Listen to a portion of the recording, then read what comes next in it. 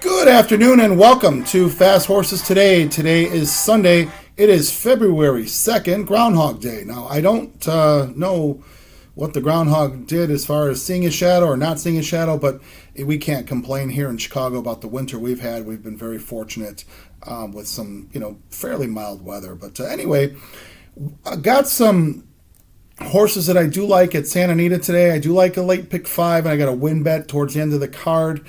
So let's get started over there at Santa Anita.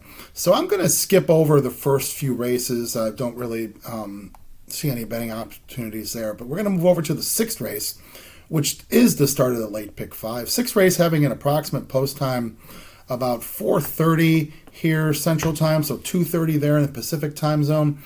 Now this is a maiden special weight, 6.5 on the grass. Now this is the flat grass. So flat grass, they're not going down the hill here. It's that flat grass course. Some nice horses here. There is a big favorite here in the morning line, which I am going to put in, but we'll talk about momentarily. But I'm going to put 4 horses in here to get this pick 5 started. I'm going to put the 1 who is Cano for the win, Doug O'Neill, Frankie Dettori.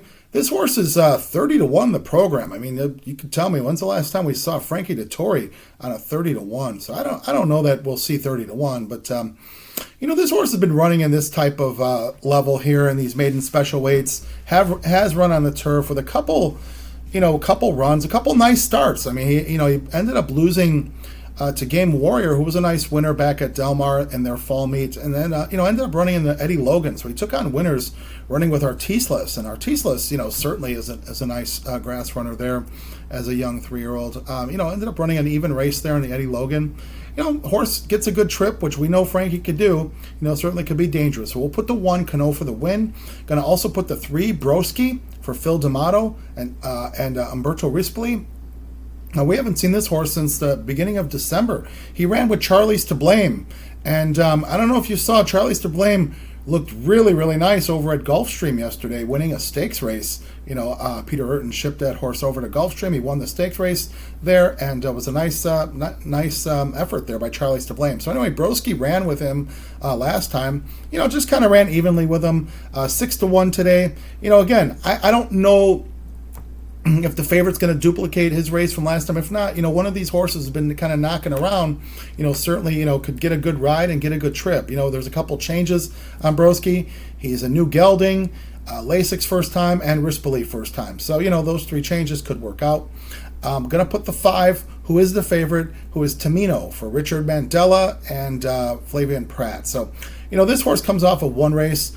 Augustin Stables. So Augustin Stables that we've been seeing have brought some nice horses over to California and been doing some great work. So this one's from the Richard Mandela barn. I know they've had a relationship for a long, long time.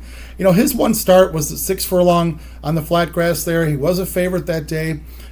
Pratt got the horse out there on the lead and just ran on and ended up getting beat by a horse that seemed to be ready to win that day, and Freedom's Not Free. So Tamino, if he duplicates that race, it might be lights out for these guys. But as we see, sometimes these horses with one start might bounce off that. So 8-5, we'll put them in, but we'll hope for a price here. Then finally going to put the 7, who is Coco-san for Mark Glatt and Diego Herrera. Now this horse has one start as well. This was a dirt start on opening day, so he ran up against some nice maidens that day in Madacat Road. And Madacat Road, ran nicely yesterday in the stakes race over at Santa Anita, ran with San Saba. San Saba was a winner next out, and Father Ted ran a nice race too. So that might be a live race here. I know that was dirt. They're putting them on the turf now, so we'll see.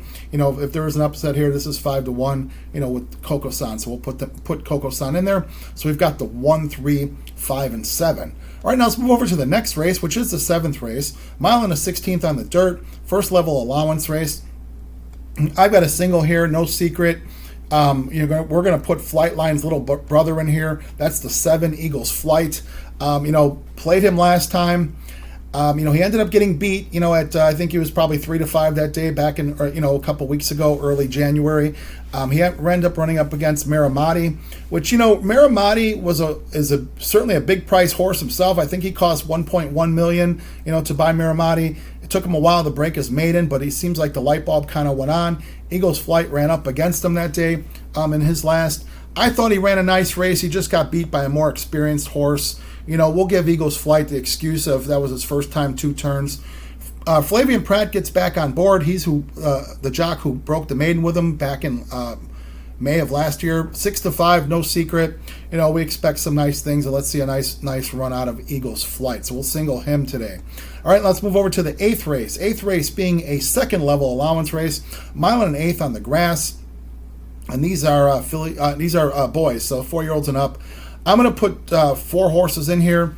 See if we can catch a price possibly here, because we are going to be singling Eagles Flight. The 2-horse, Irish Prophet for Neil Drysdale, Juan Hernandez. He's been running in this type of level.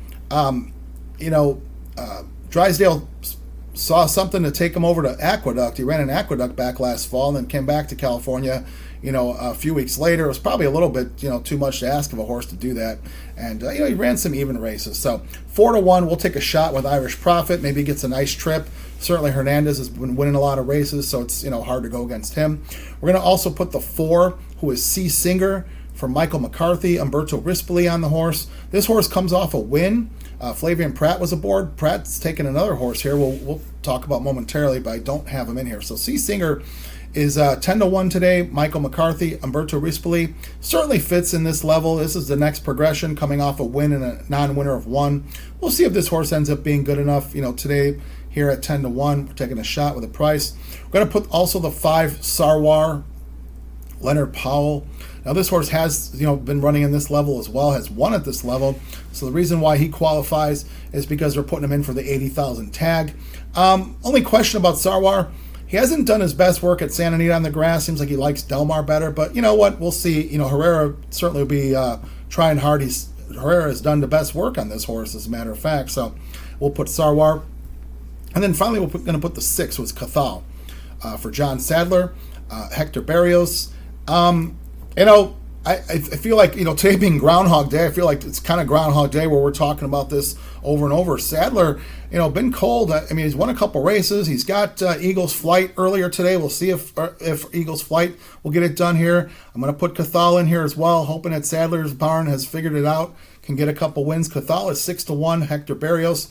Now, he ran in the 3-year-old graded races there in California. So he ran in the Twilight Derby, ended up running a nice race, coming third to Atishlan. Ran in the Grade 1 Hollywood Derby. It was a little bit too much for him there. Then, comes back and runs in the Mathis Mile, which is a Grade 2. Ran kind of an even race there. Ran up against King of Gosford. King of Gosford was a big favorite that day. Ended up taking the lead with Pratt and just kind of wired that field. He ran an even race. We'll see if Cathal, can get faster here running up against Allowance Company at 6-1.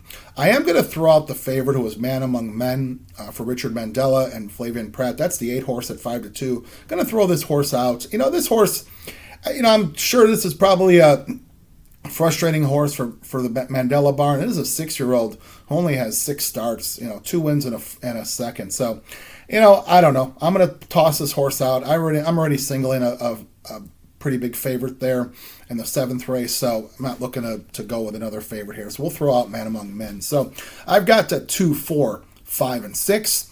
All right, now let's move over to the next race of the day. Next race being the 9th race, 6 furlongs on the dirt.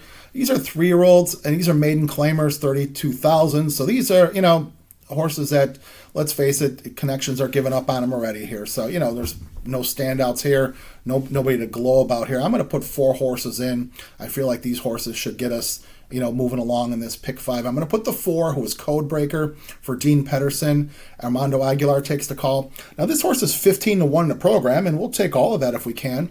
Dean Pedersen seems to do pretty well with first starters. He has his horses ready, and also has done well with debuting on maiden claimers. So Pedersen, tells me he knows where to spot him, and he's not one of those trainers where when he throws them into a maiden claimer, they're just done. So Pedersen certainly could win, in this profile here. So put the 4 Codebreaker. Going to also put the 5 Targarius for Louis Mendez. Armando Ayuso, he's 10-1 here. That's the 5 horse. Now, Louis Mendez, I think Louis got kind of robbed yesterday on that DQ. That was disappointing. He had that horse, was a 20-1 horse, got bet down to 7-2, won nicely, and, the stewards looked at that differently. So, Louis Mendez, hopefully let's make amends here.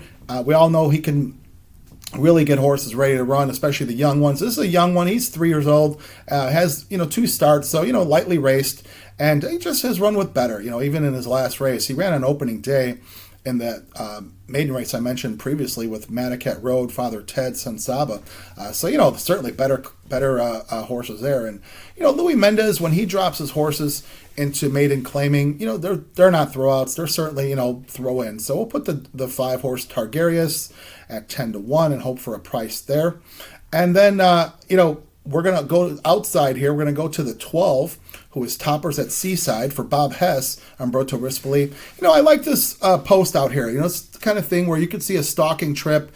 Horses might be trying to gun from the inside and wearing themselves out. This horse should have a nice spot there with Umberto Rispoli. He comes off his last race in this same level. He was a favorite that day. He was about 5-2. Ended up running okay, came second. So, we'll give this horse another chance. He's 5-1 today. I will put Toppers at Seaside. And then finally, we're going to put the 14, who is Mutt Dillon for Paula Capestro and Jose Valdivia. Now, these guys, I think, have a couple live races. We're going to talk about one of their horses in a bit in the next race. But Mutt Dillon is 9-2 in the program. Paula Capestro brought this horse over from the East Coast, claimed this horse out of Laurel. And, she ran this horse one time at Santa Anita in this meet. That was back in early January. She put this horse in a 50,000 claimer on a turf. And this horse showed speed, ended up getting hooked like in a 3-way go. And, probably frustrating for the connections and the jock having 3 horses across the track running for, a good 3/8. And this horse just kind of gave it up. So we'll give this horse a pass there. That's certainly not a spot you want to be in. I think the shortening up, putting this horse back on the dirt, I would expect this horse to be stalking and finishing up. Let's see if Valdivia's got a couple live horses today. See if he can cash in on these, because it's been a long time between drinks for Jose, and we all know he could ride and he could win races. All right, so we've got the 4, 5, 12, and 14. All right, now let's move over to the last race of the day. Last race being the 10th race at Santa Anita, the 6.5 down the hill. Now, this is down the hill. This is a California allowance race. Now, what's a little bit different here in this race is they're not doing the optional claimer. So this is your true allowance race. They were able to fill this race with a big field without having that optional claim tag going. So I've got 3 horses here I'm going to put in. I'm going to put the 1, Refocus, for Doug O'Neill, Umberto Rispoli. Now, this horse has been running in these California allowance races, and, he's actually cleared this condition already. And the reason why he was able to run back in this race is because that day when he cleared this condition, they had him in for a 50,000 tag. So, kind of a chess move there by the O'Neill barn. So they could still run in this kind of race because that race doesn't count. It's considered claiming. So 6-1, Rispoli, Refocus. I'm not a big proponent of the 1 hole on these down the hill races, but maybe you could figure out a race, a trip there. It looks like there's some speed, and he can come running. So we'll put the 1, Refocus. Going to put the 2, Ghostly Ack, Debbie Winnick, Kyle Frey. Now these folks, have a nice relationship that goes back a way. I know that they're really supportive of each other.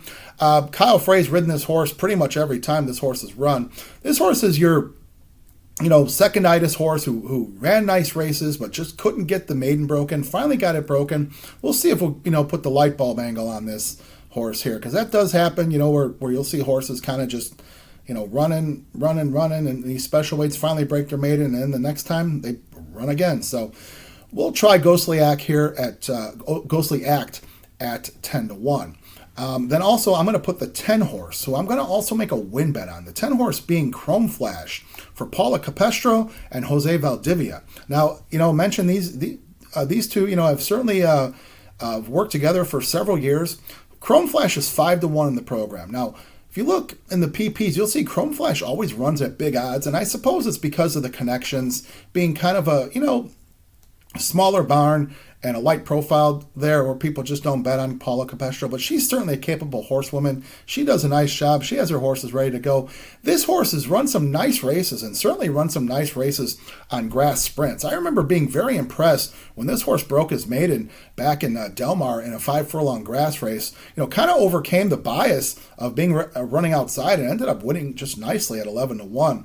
That was nice. So this horse, came back to just run some even races, ran a nice race last time.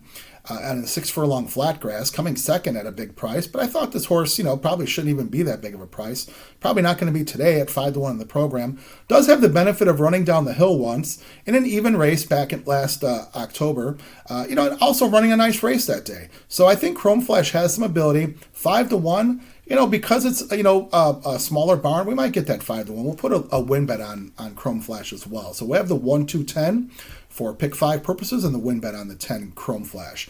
All right, now let's recap the day and recap the tickets. So today, Groundhog Day, February 2nd, Sunday at Santa Anita. We got a late pick 5 and a win bet. Late pick 5 starting in the 6th race. I've got the 1-3-5-7 with 7. That's a single of Eagles Flight. With the 2-4-5-6, with the 4-5-12-14, with the 1, 2, and 10. And we've got a win bet on the 10. That's Chrome Flash in the last race. Now that pick 5 ticket is a $96 ticket. So, if you see fit, play as is. If you want to add or subtract, play the pick 3s, play the pick 4s. But, I think it's worth it taking a shot with 96 with a single like Eagles Flight. Whatever you decide to do, I wish you the best of luck. Let's wish the folks over at Santa Anita a great, safe day of racing. Let's wish ourselves some good trips and good luck for our bets. As always, I ask you to do me a favor. Please hit the subscribe button. I appreciate all the folks that have done that already. That's wonderful. Thank you so much. It doesn't cost you anything. Just puts you on the feed when new content gets served up. Like, dislike, make comments. I promise to respond to everything. Would love to have discussions with everybody. So, as always, I appreciate you watching Fast Horses today. Thank you so much. Let's have a wonderful day over at Santa Anita, the great race place for Sunday. Let's end this week up strongly. Thank you again. We'll see you next week on Fast Horses Today.